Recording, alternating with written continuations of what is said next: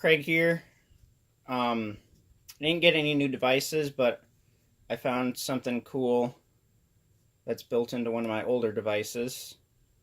Let's go ahead and explain what devices I have out here, and then I'll go into detail about it.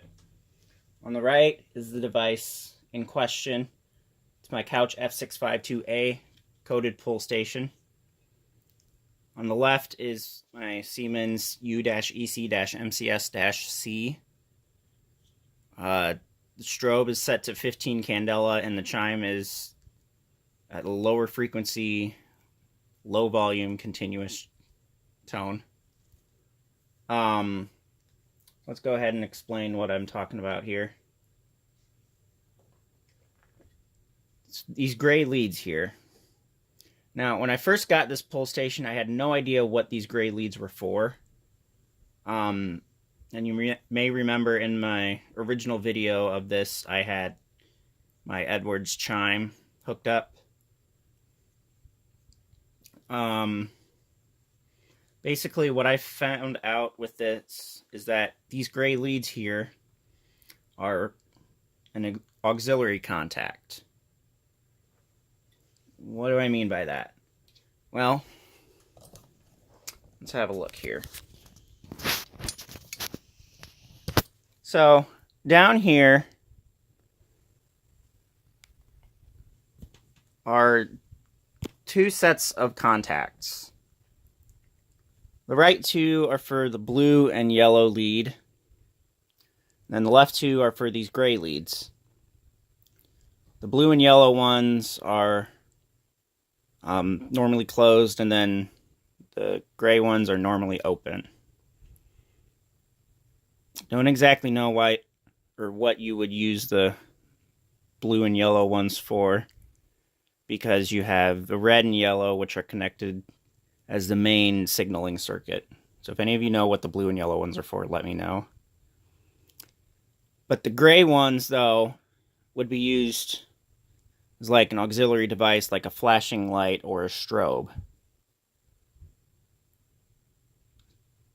It's kind of convenient, you know, if you're doing like a device upgrade or a system upgrade, but you don't want to completely wipe out the system, or you don't have to completely wipe out the system. You can just hook up a strobe circuit through these gray leads here, and said strobe circuit would activate when any of the pull stations on the system are activated. So anyway, enough blabbering. I'll go ahead and get this prop back up, and then I can show you what exactly I'm talking about here. I'm only going to pull it so that it's going to do one round of code.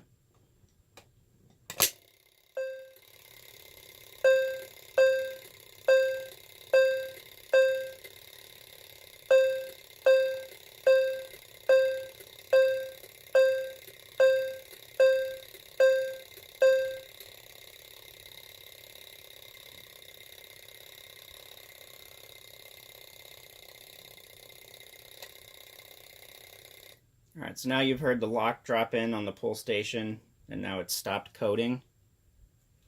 So you can see that the strobe's still flashing.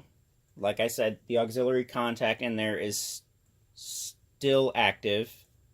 So to reset it, you take your little Allen tool here, the same one that you would use to open up the pull station.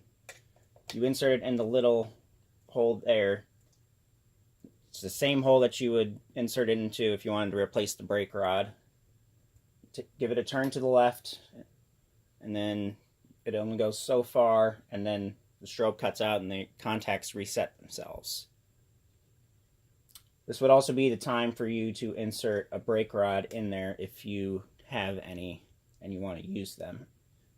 Obviously, I don't have any, so I don't have a use to be putting in anything there. And then to put it back into place, you just turn it back. So yeah, pretty awesome and quite useful for any fire alarm enthusiasts out there who did not know that about coded pull stations. Most of them will have some type of auxiliary relay built into them.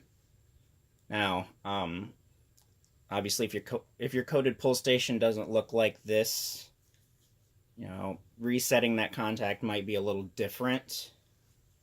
Do some experimenting with it. I don't encourage you to go in and completely destroy the mechanism, obviously, because I don't want you to be in the same situation as I am with my game well coated pull station.